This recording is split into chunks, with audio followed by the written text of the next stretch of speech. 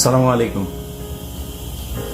শেখ হাসিনার একটা phone record বের হয়েছে। সেই ফোন রেকর্ড শুনে অনেকেই হয়তো হাসাহাসি করেছেন, অবজ্ঞা করেছেন, ট্রল করছেন। এটা তো সম্ভব না কোনোভাবেই। আমিও আপনাদের মতো মনে করি যে এটা আদৌ সম্ভব না। কিন্তু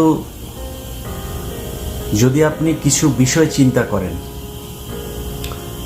ধরেন সবশেষ ডিসি নিয়োগ, সচিবালয়ে এই নিয়োগ নিয়ে হাতাহাতি, মারামারি, আলী ইমাম মজুমদারকে নিয়ে যে আলোচনা সমালোচনা যেগুলো চলছে, পুলিশের গুরুত্বপূর্ণ কিছু পদের ভেতরে আপনি র্যাবের ডিজির কথাও যদি চিন্তা করেন, যে এই মনিরুল এবং বেনজির এই খুনিদের সাথে যার চরম সখ্যতা ছিল, সে র্যাবের ডিজি, তারা আবার 1 বছরের জন্য ইয়েও বাড়ানো হচ্ছে। তো এইসব বিষয়গুলো যদি আপনি দেখেন, তার সাথে শেখ হাসিনা গত 15 বছরে যে লুটপাট সে আর তার পরিবারের লোকজন করেছে, সে লুটপাটে তো বাংলাদেশের রিজার্ভ এখন বলা হচ্ছে $20 বিলিয়ন। এই 20 বিলিয়নের কত গুণ যে শেখ হাসিনার তার পরিবারের কাছে আছে সেটা আপনারা সহজেই অনুমান করতে পারেন। যেই পারমাণবিক যে বিদ্যুৎ কেন্দ্র, সেইখান থেকেই তারা খেয়ে দিয়েছে $5 বিলিয়ন। এবার কত বিলিয়ন ডলারের মালিক তারা এই কয় বছরও হয়েছে সেটা একটু চিন্তা করে দেখেন। সো এই যে টাকা পয়সা, এই টাকা পয়সা দিয়ে তো সব সময় তারা চেষ্টা করেই যাবে। শেখ হাসিনা দেখেন, ওর তো শয়তানও মনে হয় মাঝে মধ্যে কিছুক্ষণের বিশ্রাম নেই যে আমি একটু শয়তানি বন্ধ করি, সারা জীবন করছি আবার সারা জীবন করব। ওর তো সেটা বন্ধ থাকে না। ওর মাথায় থাকে যে আর কয়দিন বাঁচবো, যেই কয়দিন বাঁচি শয়তানি যা আছে ভেতরে সব দিয়ে শেষ করে যাইতে হবে। সো এই যে শয়তানের সারাটা ক্ষণ যে শয়তানি চলতে থাকে, এটা কার্যকর করার জন্য সেই টাকাও তো তার হাতে আছে। এখন সে যদি সেটা করে, একটা ছোট্ট কথা বলি, ধরেন আমাদের দেশে এই মুহূর্তে যারা সরকারে আছেন, আমি ডক্টর মোহাম্মদ ইউনূস, তিনার প্রতি বাংলাদেশের প্রতিটা মানুষ, আমার মনে হয় কে আওয়ামী লীগ করে, কে বিএনপি করে, কে জামাত করে, বাংলাদেশে যারা আছেন, মানে আওয়ামী লীগ বাদ, মানে এর বাইরে সাধারণ মানুষ, বিএনপি জামাত যারা যারা আছেন, সবাই কিন্তু হয়তো বিএনপির লোকজন চেষ্টা করছে যে তারা ক্ষমতায় আসবে, জামায়াতের লোকজন চেষ্টা করছে তারাই ক্ষমতায় আসবে, কিন্তু আমার মনে হয় কারো ওই ধরনের অভিযোগ, ক্ষোভ নাই ডক্টর মোহাম্মদ ইউনূসের বিরুদ্ধে যে তাকে ক্ষমতা থেকে সরাইতে হবে। তার প্রতি একটা বিশ্বাস মানুষের আছে। কিন্তু একটা দেশ, বিশাল একটা দেশ পরিচালনা করতে হলে শুধু ডক্টর মোহাম্মদ ইউনূস একার পক্ষে তো সম্ভব না। যারা তার আশপাশে আছেন, এক একজনের বিরুদ্ধে এক এক ধরনের কথাবার্তা, এরই মধ্যে নানান বিতর্ক শুরু হয়েছে। এই যে বিতর্কগুলো হচ্ছে, আপনি চিন্তা করেন যে দেশ পরিচালনা করতে গিয়ে একদম ইমিডিয়েট, যদি আমি আপনাদের যে স্বপ্ন নিয়ে এই দেশটা স্বাধীন হয়েছে এবার সেটা নিয়ে যদি কথা বলি, এখানে সেনাবাহিনীর একটা ধরপাকড় হওয়া প্রয়োজন ছিল, সেটা হয় নাই। সেনাবাহিনীর ভেতরে তো এই গত 15 বছরে সেনাবাহিনীকে তো আর সেনাবাহিনীর জায়গায় রাখা হয় নাই। মানুষ মানে কি বলবো, যে বাজে কথাও তাদেরকে ডেকে থাকে। তো এটা তো একদম মানে খুব যে মানে কি বলবো, যে অসঙ্গতিপূর্ণ তা তো না। এটা বলার পেছনে অনেক যৌক্তিক কারণ আছে। আমি গত 2-3 দিন আগেও দেখলাম যে সেনাবাহিনীর লোকজন এই ডক্টর মোহাম্মদ ইউনূসের সাথে যে থাকেন, 2-3 জন অফিসার তার পাশে দেখলাম, 2-3 জনের সবার পেট মোটা, বিশাল বড় পেট। মানে এইটা সেনাবাহিনী কিভাবে সম্ভব? এই সেনাবাহিনী দিয়ে দেশ রক্ষা করা যাবে, সার্বভৌমত্ব রক্ষা করা যাবে, যুদ্ধ করা যাবে? প্রশ্নই আসে না। এর আগে এক সেনাপ্রধান ছিল শফি, সে বলেছে তাদেরকে ভাত খেতে দিচ্ছে 3 বেলা। এটা বিশাল আকারে একটা মানে সফলতা আওয়ামী লীগ সরকারের। শেখ হাসিনার প্রতি কৃতজ্ঞতা জানিয়ে তিনি টক শোতেও কথা বলেছেন। এই যে কাজগুলো করে গেছে, এটা করে সেনাবাহিনীকে ধ্বংস করে গিয়েছেন। সেনাবাহিনী আওয়ামী লীগ যেভাবে দলীয়করণ করে তার 14 গোষ্ঠী তারপর বাছাই যাচাই করে সেনাবাহিনীর পদে এনে বসিয়েছেন, তাকে তো পরের মানে 3 দিনের ভেতরে মূল কাজ হওয়ার কথা যে সেনাবাহিনীর এদেরকে সরাইতে হবে। পুলিশের ভেতরে এখনো পর্যন্ত অনেক পুলিশের, আপনি খুলনা রেঞ্জের ডিআইজি হচ্ছে রেজা, আরে সারা জীবন খুনের সাথে জড়িত, জাসদ ছাত্রলীগ করে এসছে, তাকে বসানো হচ্ছে সেই জায়গায়। এরকম আরো অনেকেই আছে যাদের নাম আমরা আস্তে আস্তে বলবো। আমি গণমাধ্যমের কথা যদি বলি, দেখেন গণমাধ্যমে RTVর আশিকুর রহমান, এই আশিক হচ্ছে পলাচ্ছে, সে 14 অথবা 15 তারিখে তার ফ্লাইট। একটু বলে রাখলাম যে অবশ্যই আশিককে আটকান, তার ব্যাপারে অনেক অভিযোগ আছে। সে তার বোনকে ভুয়া সাংবাদিক বানিয়ে এর আগে শেখ হাসিনার সাথে আমেরিকাতে এনেছেন। তিনি নিজে এখানে প্রচুর সম্পত্তি করেছেন। অতএব তার ব্যাপারে বিচার হইতে হবে। সে শুধু চাকরিচ্যুত হবে না, বিচার হতে হবে। তার মতো ডিবিসিতে জাহিদুল হাসান পিন্টু, নাজরিন মুন্নি, সোমা ইসলাম, রাহুল রাহা, অশোক চৌধুরী, অন্তত 50 জনের নাম মুখস্থ বলতে পারবো। এরা এখনো পর্যন্ত অফিস করছে। আরে ভাই, ওদের তো জেলখানায় থাকার কথা, ওরা অফিস করবে কিভাবে এখন পর্যন্ত? কিন্তু তারা অফিস করছে। এটা বাস্তবতা। এই বাস্তবতা নিয়ে যদি মনে করেন শেখ হাসিনা যেই কথাটা বলছে একদম উড়িয়ে দেবেন, মানে একটা কথা বলতে চাই না, এই কথাটা 1.5 মাস হয়ে যাচ্ছে, বলি আজকে। আমার জায়গাটা পরিষ্কার করে নেই। আমার দেশে যাওয়ার কোনো ইচ্ছা নাই, দেশে কোনো জায়গার কোনো পদ পদবি নেওয়ার কোনো ইচ্ছা নেই। সেটা কোনো রাজনৈতিক দলও না, বা কোনো সরকার না, কোনো প্রশাসন, কোনো জায়গায় না। আমার এই মুহূর্তে দেশে যাওয়ার একেবারেই কোনো ইচ্ছা নাই। কিন্তু ধরেন আমি বা আমার মতো যারা সোশ্যাল মিডিয়াতে কথা বলেছেন স্বৈরাচার সরকারের বিরুদ্ধে কথা বলতে গিয়ে, আমাদের তো কম কষ্ট সহ্য করতে হয় নাই। এটার মিনিমাম মূল্যায়ন তো করা উচিত, তাই না? 1.5 মাস সময় অতিবাহিত হচ্ছে, আজ পর্যন্ত কোনো একজন উপদেষ্টা, কোনো একজন সরকারের নিম্ন স্তরের কোনো একজন মানুষও কেউ কি বলেছে যে আচ্ছা দেশের বাইরে এই সরকারের রোষানলে পড়ে কারা কারা দেশের বাইরে আছে এবং তাদের মামলা টামলাগুলোর কি অবস্থা, কি মামলা তাদের বিরুদ্ধে? কেউ কি এটা নিয়ে কোনো পদক্ষেপ আছে? দেশ পেয়েছেন আর বসে বসা তারপরে খাবেন আরামে, এই জন্য তো দেশ স্বাধীন হয়। দেশ চালান, কোনো সমস্যা নেই, আমার এটা নিয়ে কোনো অভিযোগ নাই। কিন্তু কথা হলো যে এই মানুষগুলো নিয়ে তো আপনাদের একটু চিন্তা করা উচিত ছিল, তাই না? একটু কৃতজ্ঞতা বোধ থাকা উচিত। খোঁজ নিয়ে দেখেন না দেশের বাইরে যারা আমার শত্রু হোক বন্ধু হোক, যে যেখানে থেকে কথা বলেছে, শুনেন যে তাদের পরিবারের উপরে কি স্টিমুলার চলেছে। আমার বাসায় যখন রাত 2টা-3টা বাজে বাংলাদেশ সময় যখন এখানে কল করতো, এই সময়টা আমেরিকান সময়ে, আমি যেই সময় রেকর্ড করছি আমেরিকা এখন দুপুর, বাংলাদেশে মধ্যরাত, এই সময়টার পর থেকে 4-5 ঘন্টা ভোর রাত পর্যন্ত যদি কোনো ফোন আসতো, মানে কলিজাটা একদম চিপ দিয়ে ধরতো। কেমন লাগতো সেটা আমি জানি। আর বাসার নিচে যখন পুলিশ গিয়ে উপরে কলিং বেল চাপতো, উপর থেকে নামতে আসতে বলতো আমার পরিবারের মানুষদেরকে, তখন তারা জানে কেমন লাগতো। এটা তো আপনি করেন নাই।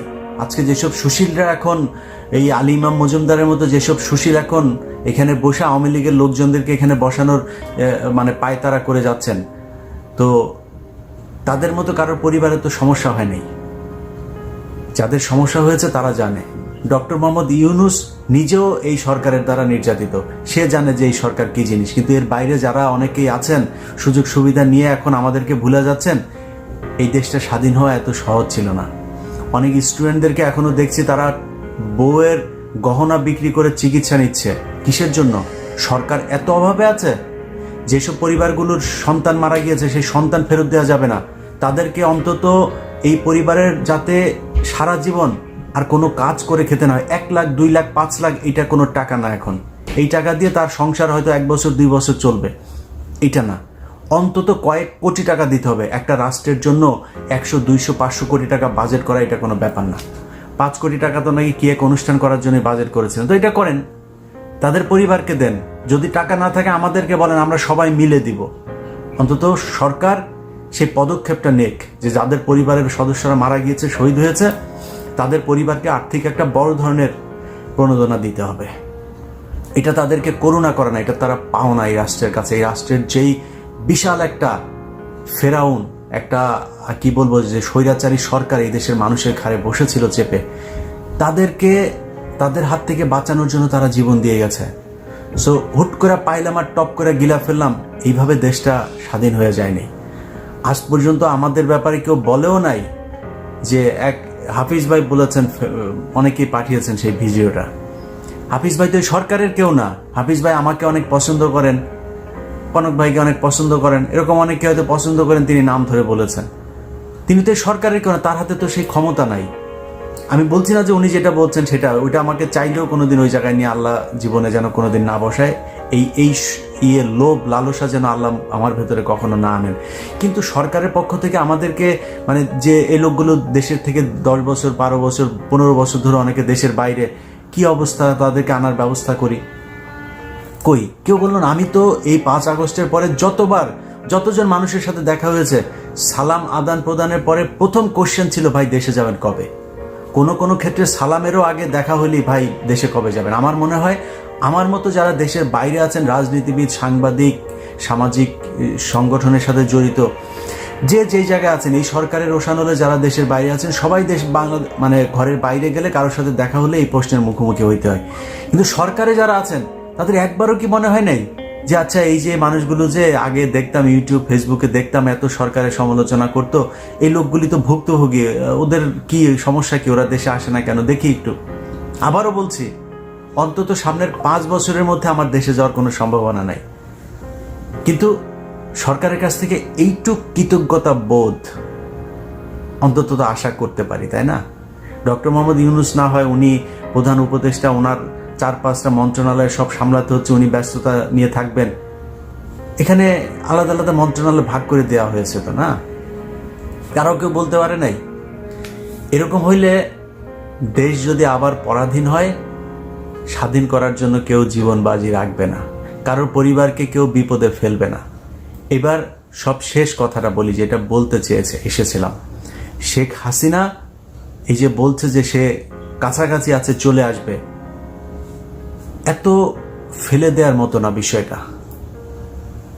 তার হাতে যদি প্রশাসন থাকে, তার দলের লোকজনকে এখন বিভিন্ন জায়গায় তাদেরকে পদায়ন করা হচ্ছে, এলাকা ভিত্তিকও বিভিন্ন টেন্ডারবাজি, চাঁদাবাজি, সেই সবেও এখনো তারাই দখল করছে।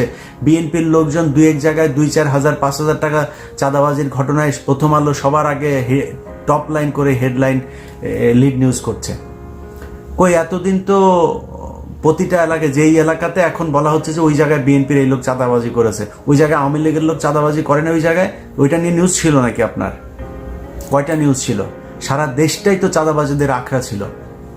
শেখ হাসিনা যে প্রথম আলো অফিসের পেছনে আপনার ওয়াসা ভবনটা আজকে 15 বছর ধরে এই তাসকিন আহমেদ আপনার করলো, কি তাসকিন খান, খান না কি যেন, তো সে কেন, সে হচ্ছে শেখ কামালের বন্ধু ছিল, শেখ রেহানার সাথে খুব ভালো টাইস ছিল তার, এখন সে ওখানে বসেছিল, টাকা পয়সা দিত, ভাগাভাগি হইতো, কই তারে তো সরানোর জন্য কিছু করে নাই।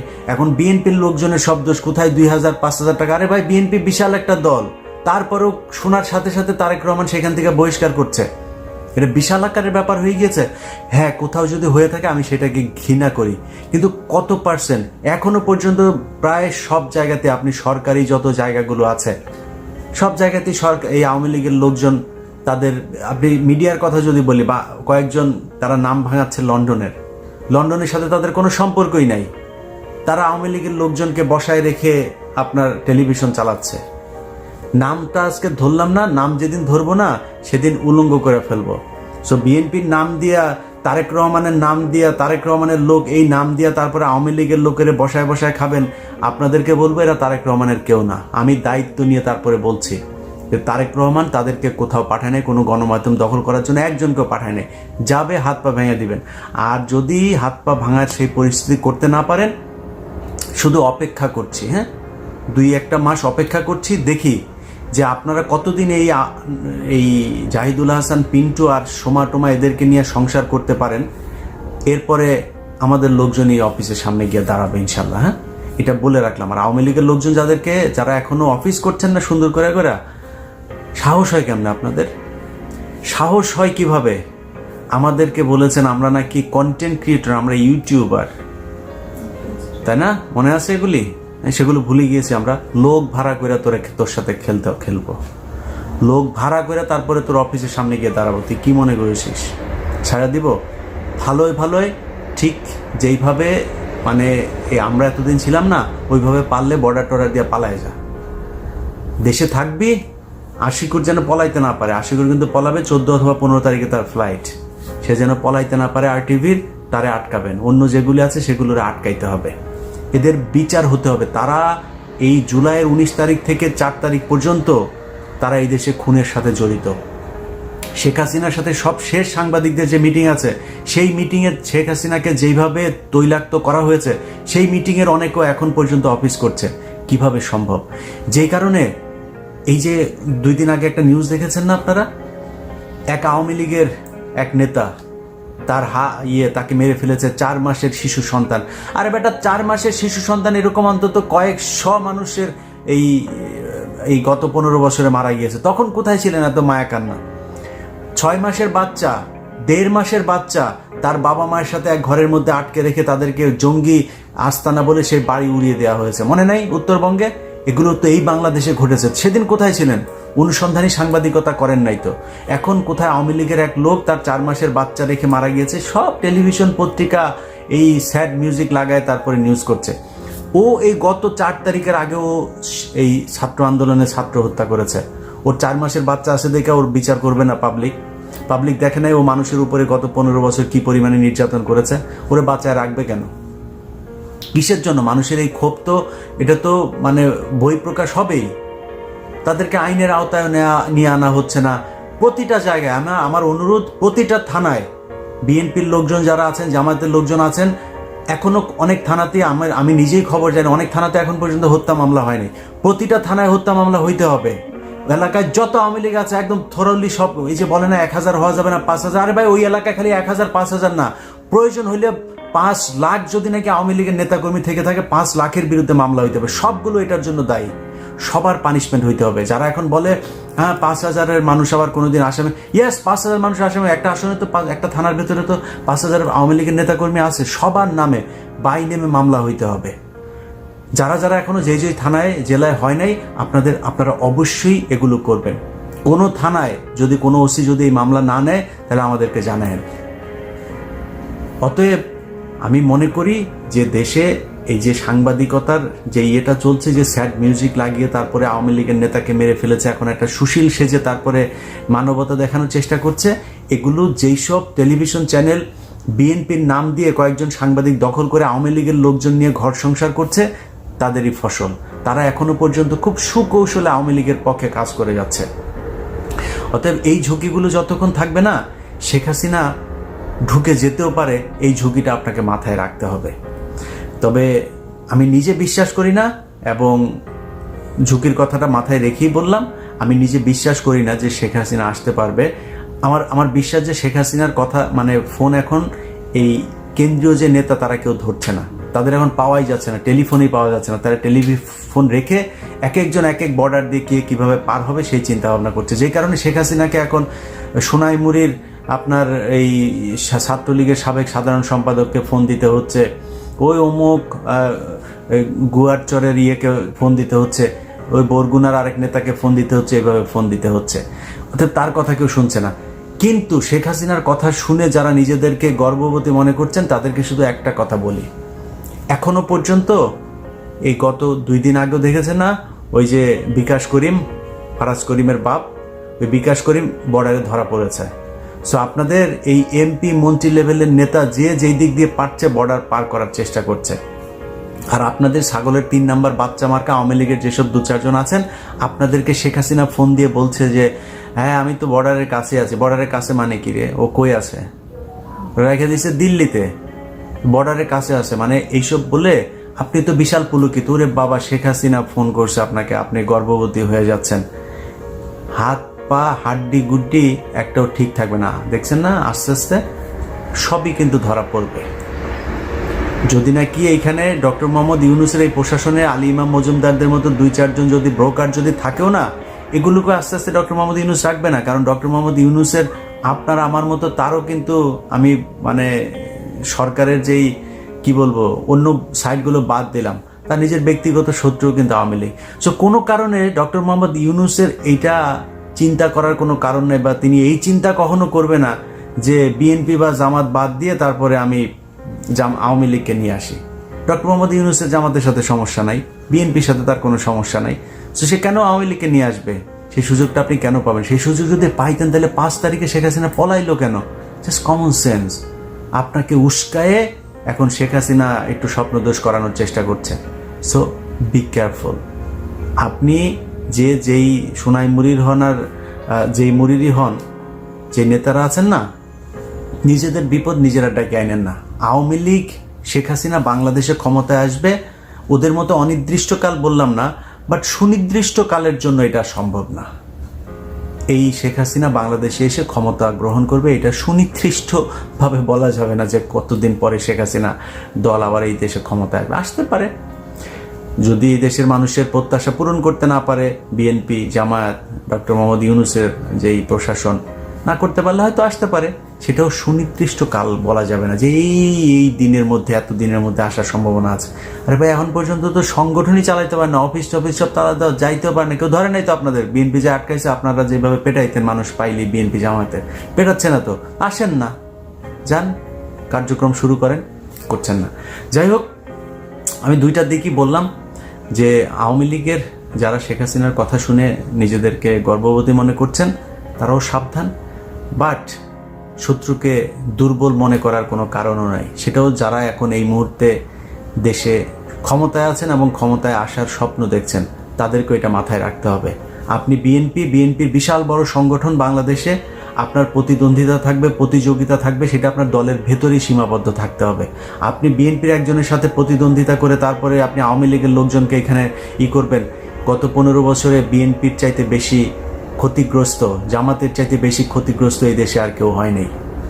অতএব আপনাকেই সেটা বুঝতে হবে যে আওয়ামী লীগকে আবার ছোবল দেওয়ার জন্য তারা এখন যতই মুখে মুখে আপনার দলের লোক বলে আপনার এখানে ঢোকার চেষ্টা করুক, খুব সাবধান।